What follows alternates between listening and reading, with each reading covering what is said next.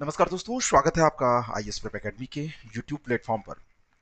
Daily 30 कार्यक्रम आज का हम डिस्कस करने जा रहे हैं। आज की तारीख है 20 मई 2020 और आज का जो डेली 30 कार्यक्रम है, इसका जो टॉपिक है वो टॉपिक है मुगल साम्राज्य। मुगल साम्राज्य के अंतर्गत 6 महत्वपूर्ण जो सम्राट हुए हैं, जो शासक थे, उनके बारे में हमको बात करनी है। आज हम इसमें बाबर, हुमायूं और अकबर, इन तीनों के बारे में बात करेंगे बेसिक क्वेश्चन पे।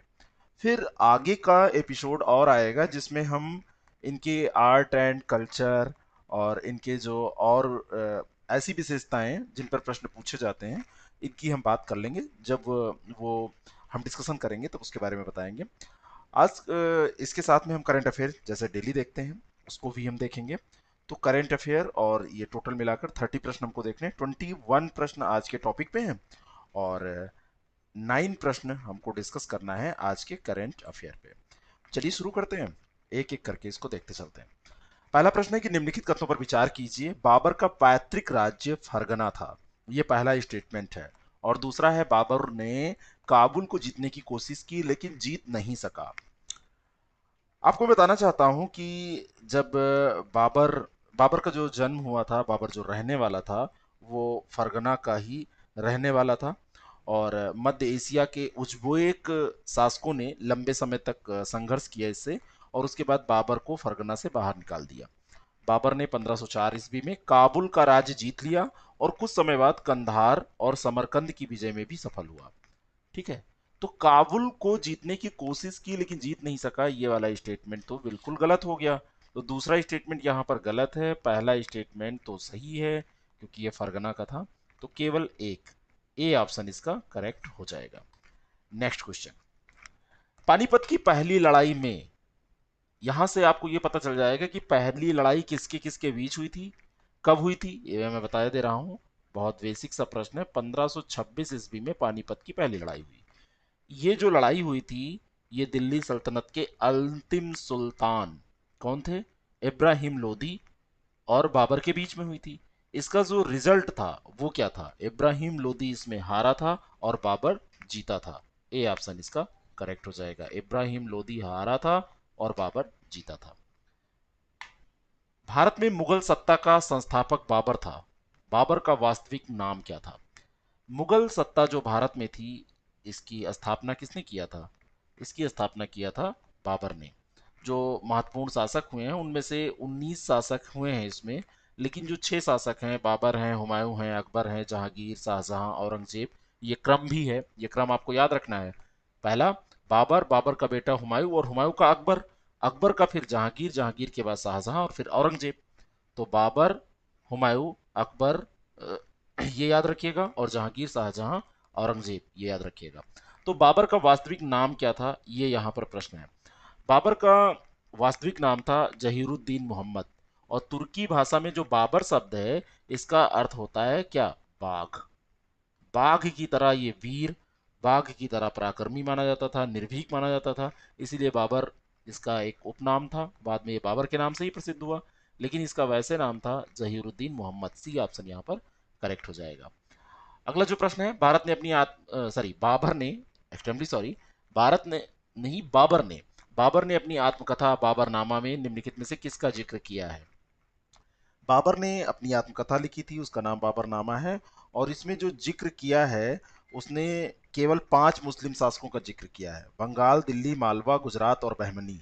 तो बंगाल, दिल्ली के मुस्लिम शासक यहाँ पर हैं, ठीक है। इसके अलावा 3 और याद कर लीजिए, मालवा, गुजरात और बहमनी। मेवाड़ एवं विजयनगर के हिंदू शासकों का जिक्र किया, ये भी स्टेटमेंट बिल्कुल सही है।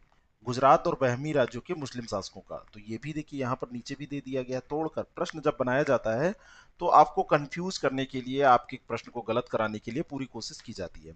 तो ये तीनों की तीनों स्टेटमेंट यहाँ पर सही है और इसका सही उत्तर हो जाएगा 1, 2 और 3। सभी का जिक्र बाबर ने अपने बाबरनामा यानी आत्मकथा में किया है। कई फैक्ट आपके यहाँ से तैयार हो गए कि बाबर की आत्मकथा का नाम क्या है, उसमें जिक्र क्या किया है। ठीक है। और जो आत्मकथा होती है उसको स्वयं लिखता है व्यक्ति जिसके बारे में वो होती है। निम्नलिखित कथनों पर विचार कीजिए। बाबर ने पानीपत विजय से पूर्व भारत पर कभी आक्रमण नहीं किया था, पहला स्टेटमेंट। और दूसरा है कि भारत बाबर ने भेरा किले को जीतने में सर्वप्रथम बारूद अर्थात तोपखाने का प्रयोग किया था।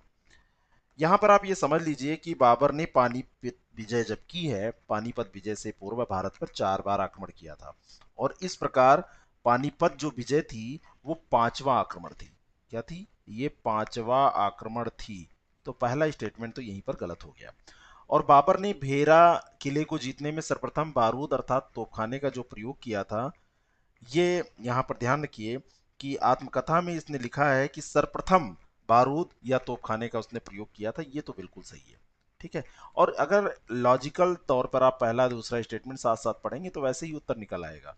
ठीक है, बी ऑप्शन इसका करेक्ट हो जाएगा।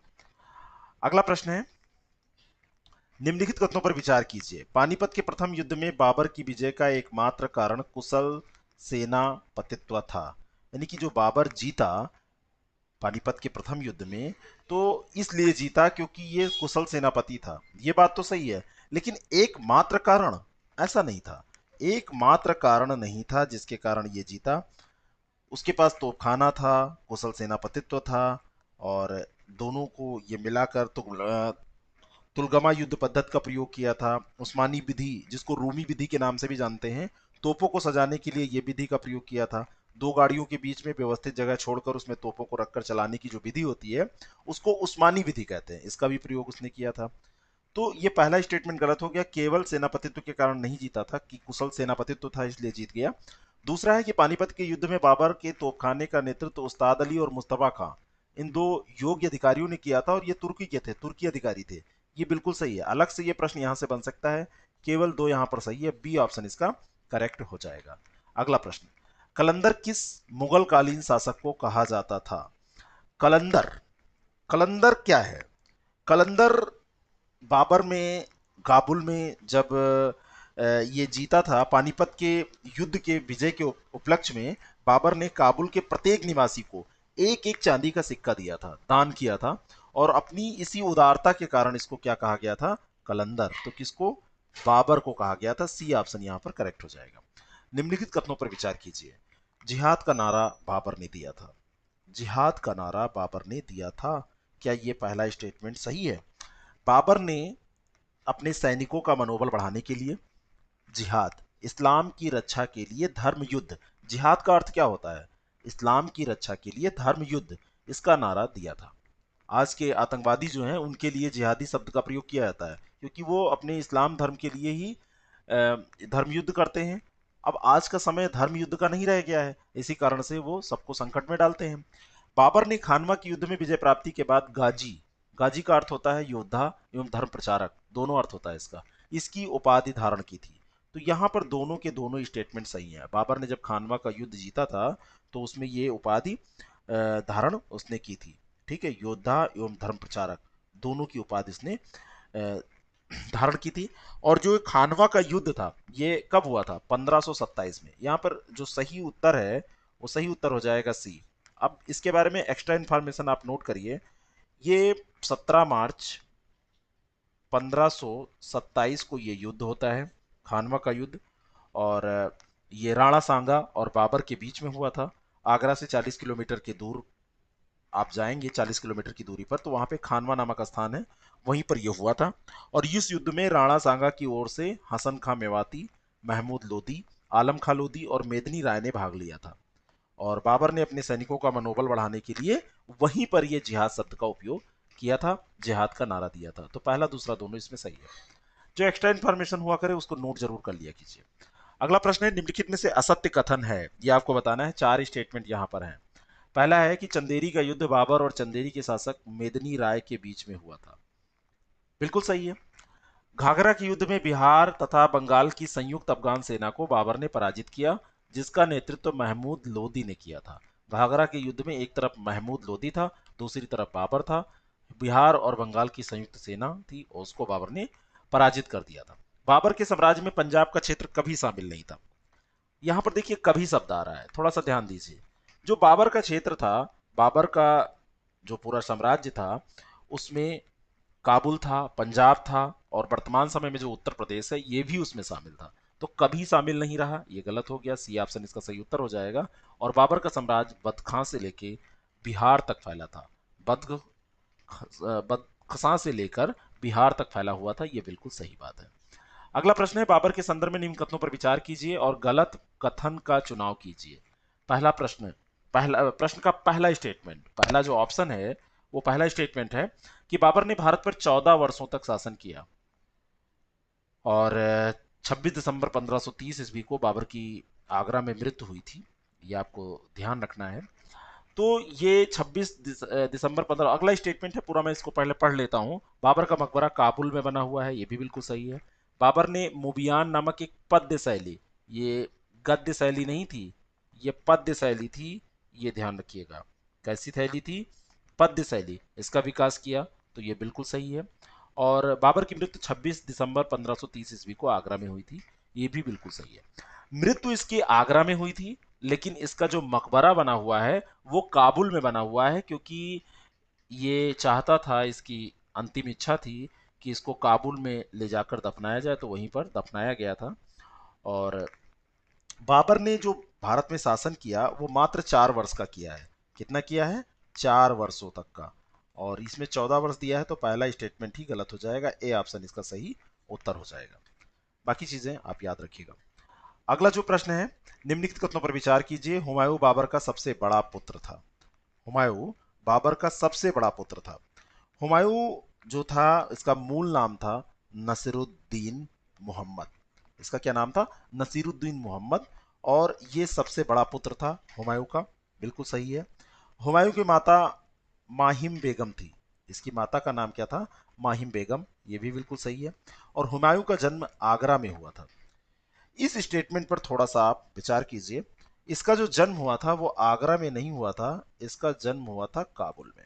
तो तीसरा स्टेटमेंट यहाँ पर गलत हो जाएगा। सही उत्तर 1 और 2 हो जाएगा, ए ऑप्शन इसका करेक्ट है।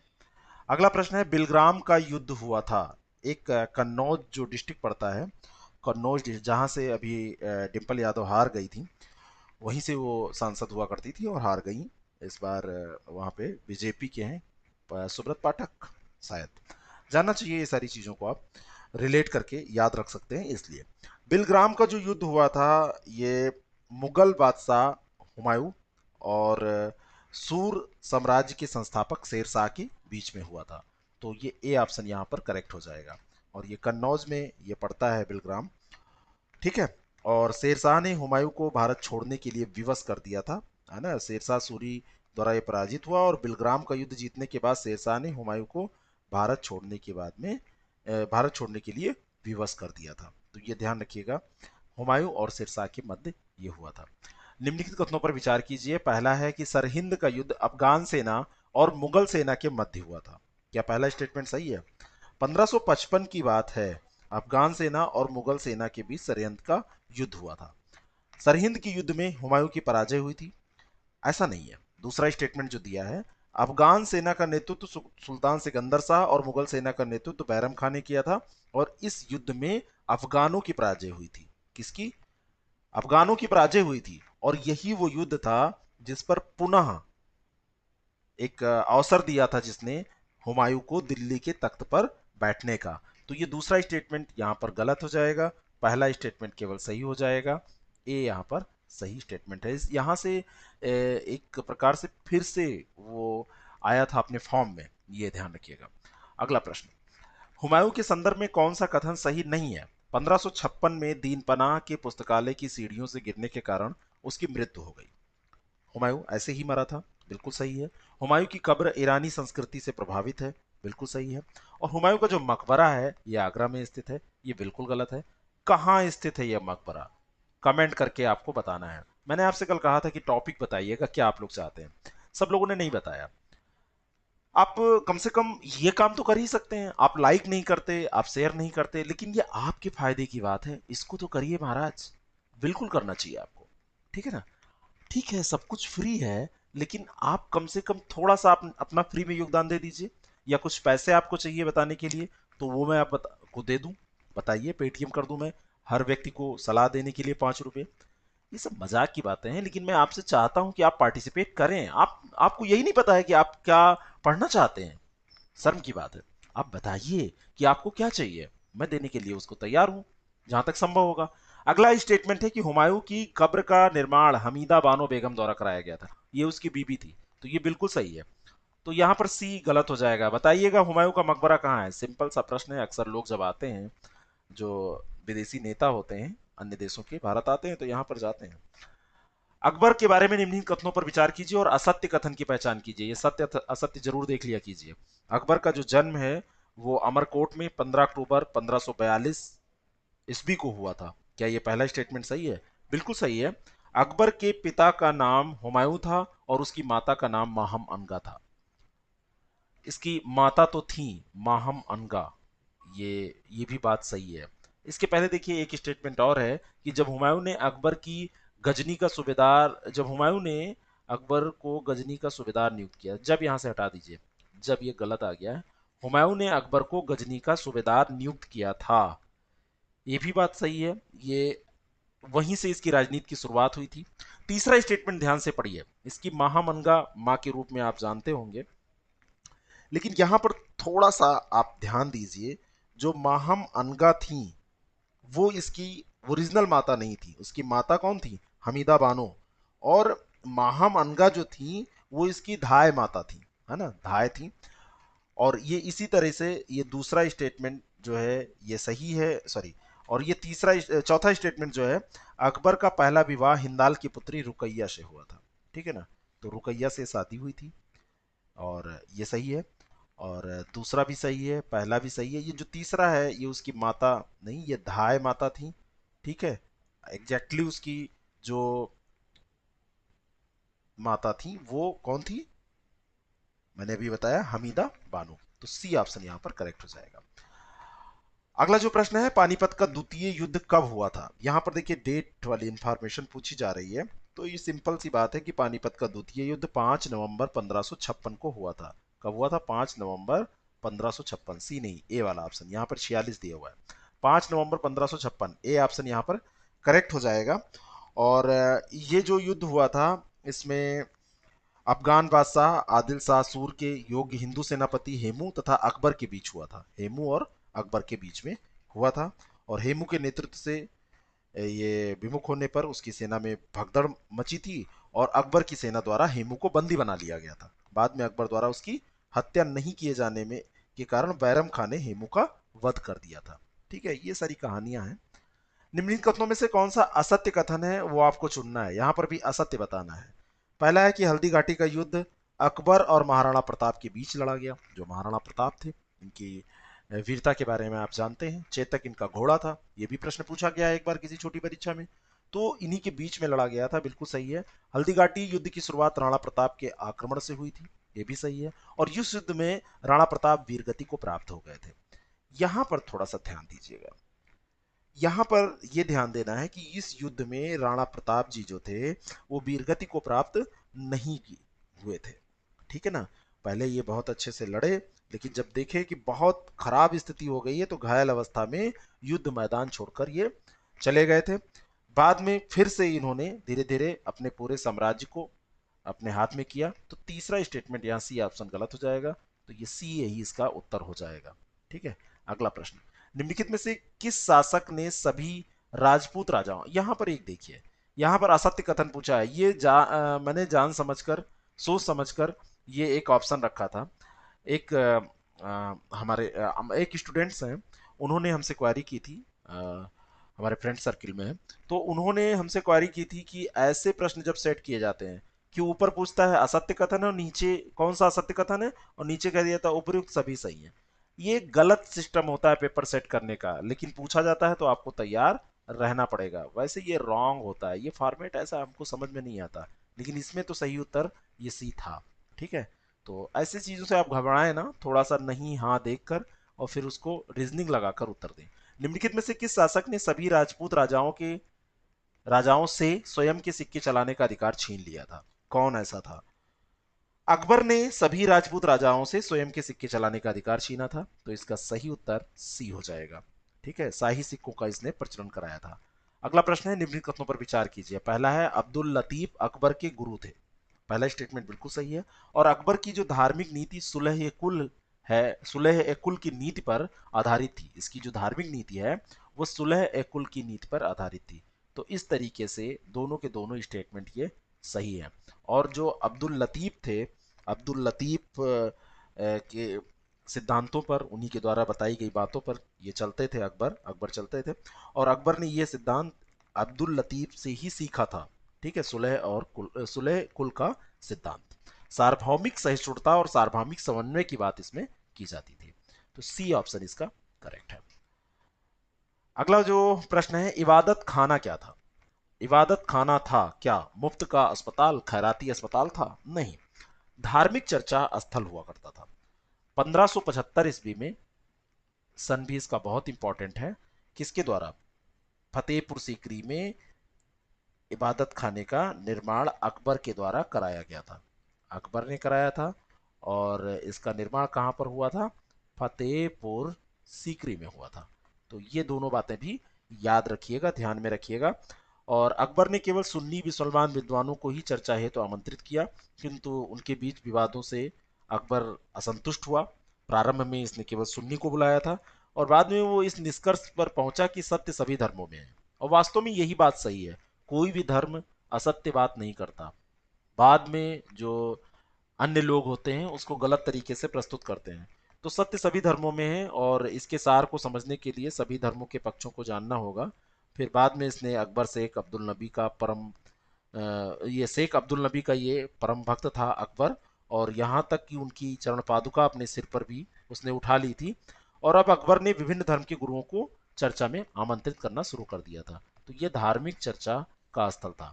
निम्नलिखित में से अकबर का समकालीन कौन था? पुरुषोत्तम, विजयसेन सूर्य, एकावीवा और दस्तूर मेहरजी राणा। जो इबादत खाना था जिसकी स्थापना 1575 में फतेहपुर सीकरी में अकबर ने की थी, वहां पर सभी धर्मों के विद्वानों को ये बुलाता था।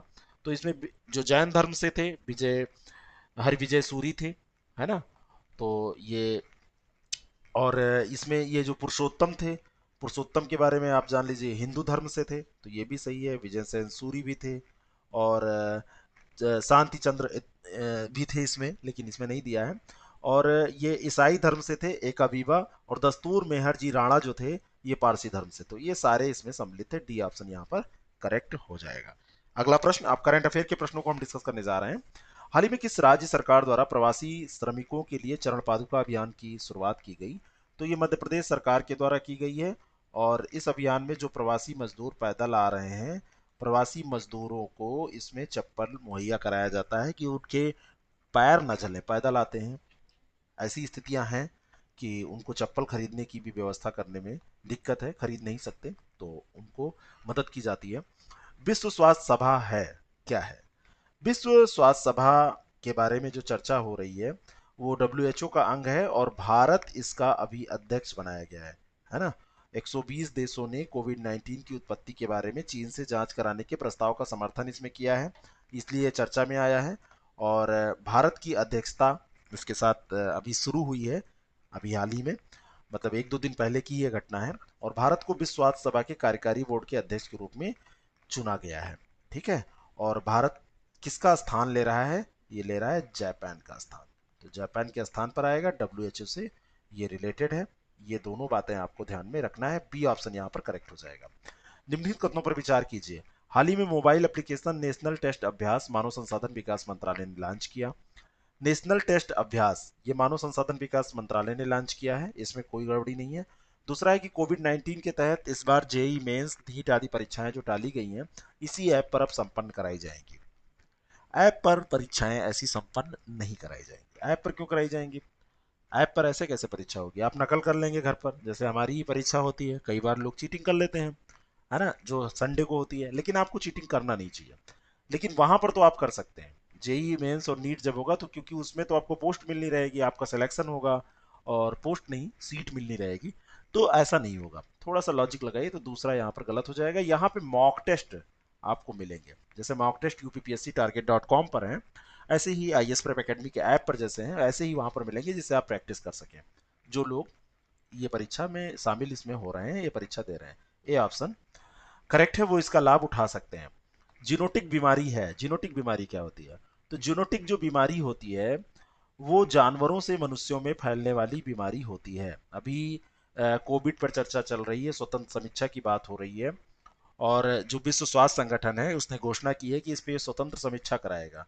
रेजुलेशन ऑन कोविड 19 रिस्पॉन्स अभी ये लॉन्च करेगा, और इस समीक्षा का मुख्य उद्देश्य होगा कोविड 19 की उत्पत्ति से संबंधित जो अंतर्राष्ट्रीय दोषारोपण हो रहे हैं, कोई किसी देश पे इल्जाम नहीं, वैसे चीन ने इसको किया है, चीन पे इल्जाम लग रहा है फिलहाल, ऐसा माना जा रहा है। आगे क्या होगा पता चलेगा। तो जूनोटिक बीमारी, ये आप जानिए कि जानवरों से मनुष्यों में फैल जाती है, उन्हीं बीमारी को कहते हैं। ए ऑप्शन इसका करेक्ट है। अगला जो प्रश्न है, भारतीय रेलवे ने अपने पहले 12,000 एचपी इलेक्ट्रिक इंजन का परिचालन किया, इसका निर्माण किसके द्वारा किया गया है? तो भारत ने जो ये इंजन का परिचालन किया है, ये फ्रांस के साथ मिलकर किया है। भारत में इसको बनना है, 74% इसका हिस्सा है भारत का, और 26% इसमें फ्रांस की टेक्नोलॉजी का उपयोग किया जाएगा। संयुक्त उद्यम एक है, और ऐसा उत्पादन करने वाला, इतने उच्च हार्स पावर का उत्पादन करने वाला ये छठा देश है, ठीक है, भारत विश्व का, है ना। और अभी ये 4 लोकोमोटिव वितरित किए जाने थे 18 से 20, 2018 से 20 के बीच में, फिर 19-20 में 35, और 20-21 में 60, लेकिन अभी ये पहला हो पाया है, तो ए ऑप्शन इसका करेक्ट हो जाएगा। यही आपसे पूछा जा सकता है। 19 मई को 2020 19 मई 2020 को नेपाल के एक नए मानचित्र को मंजूरी दी गई है, नेपाल ने दिया है, जिसमें निम्नलिखित में से किन क्षेत्रों को शामिल किया गया? नेपाल भी, दिमाग इसका खराब हो रहा है, कालापानी, लिपुलेक और लिम्पियाधुरा, इनको शामिल किया है। ये सभी के सभी यहाँ पर सही है, डी ऑप्शन इसका करेक्ट है। इसके पहले भारत के द्वारा जो मानचित्र जारी किया गया था उसमें ये जो काली नदी और ये सारा जो एरिया था, भारत का दावा है कि जो पिथौरागढ़ जिला है उत्तराखंड का, उसमें एक सड़क का खंड का भी जब उद्घाटन हुआ था उसमें, या इसके पहले भी जब मैप जारी किया गया था, तो उसमें हर बार भारत ने इन क्षेत्रों को अपने में दिखाया है। अब ये अपने में दिखा रहा है, ठीक है। अक्टूबर 2019 में एक नया मानचित्र भारत ने जब जारी किया था, तो लिपुलोक और कालापानी को उसमें शामिल किया गया था। अब ये चीन की सह पर ही सब कुछ हो रहा है। फर्म मॉडर्ना ने कोविड 19 वैक्सीन विकसित की है, जिसने सकारात्मक परिणाम दिखने शुरू कर दिए हैं। तो सकारात्मक परिणाम इसने दिखाने शुरू कर दिए हैं, ये कहाँ की कंपनी है? और ये बहुत बड़ी बात है, जो एंटीबॉडी डेवलप कर रही है और ऐसा परिणाम आ रहा है। और वैक्सीन तभी सफल होगी जो वायरस के खिलाफ एंटीबॉडी ये डेवलप कर पाए, तैयार कर पाए। तो ये जो कंपनी है, ये अमेरिका वेस्ट कंपनी है, अमेरिकन कंपनी है। सी ऑप्शन यहाँ पर करेक्ट है। अगला जो प्रश्न है, निम्न कथनों पर विचार कीजिए। प्रतिवर्ष 20 मई को संयुक्त राष्ट्र द्वारा विश्व मधुमक्खी दिवस के रूप में मनाया जाता है। 20 मई को आज ही के दिन ये मनाया गया, बिल्कुल सही है। मधुमक्खी पालन को सेरीकल्चर के नाम से जाना जाता है, ये स्टेटमेंट गलत है, क्योंकि मधुमक्खी पालन को तो एपीकल्चर के नाम से जाना जाता है। तो मधुमक्खी पालन तो एपीकल्चर हो गया, सेरीकल्चर क्या होता है ये आपको भी ये आपको बताना है, या आज का दूसरा प्रश्न है, ठीक है। तो ए ऑप्शन यहाँ पर करेक्ट हो जाएगा, ये भी आपको बताना है। अगला प्रश्न, भारतीय नोबेल पुरस्कार विजेता जिसने सभी सरकारों को वंचित वर्ग के बच्चों के लिए $1 ट्रिलियन खर्च करने का सुझाव दिया, यानी कि उस व्यक्ति का नाम बताना है। जो थोड़ा सा हिंट मैं देता हूँ, ये बच्चों के लिए काम भी करते हैं, और इन्होंने अभी सुझाव दिया है कि बच्चों के ऊपर स्पेशली $1 ट्रिलियन खर्च किया जाना चाहिए। भारतीय नोबेल पुरस्कार ये विजेता हैं, कैलाश सत्यार्थी हैं, ठीक है। इसके अलावा और नोबेल पुरस्कार विजेताओं ने एकजुट होकर ये मांग उठाई है, लेकिन भारत के जो हैं वो कैलाश सत्यार्थी हैं। बचपन बचाओ आंदोलन ये चलाते हैं, और इनको नोबेल पुरस्कार मिला है, ठीक है। तो आज का करंट अफेयर और टॉपिक जो था, ये क्लास आपको पसंद अगर आया हो तो इसको लाइक ज़रूर कर दीजिएगा, और शेयर कर दीजिएगा लोगों तक। और मैंने जो आपसे पूछा है टॉपिक ज़रूर बताया, जो मैंने प्रश्न पूछे हैं उसका उत्तर दें। आप पार्टिसिपेट करते रहेंगे तो मुझे भी आनंद आता रहेगा। आज की क्लास क्यों लेट हुई, मेरी तबीयत बिल्कुल गड़बड़ है, मैं कुछ एक फोड़े से पीड़ित हूँ, मुझे दिक्कत हो गई है, मैं बैठ नहीं पा रहा हूँ, लेकिन आप लोगों से जो कमिटमेंट करता हूँ उसको पूरा करने की कोशिश करता हूँ। चलिए, अब आप अपना काम करिए, मैंने तो अपना काम पूरा कर दिया। Thank you very much, all the best.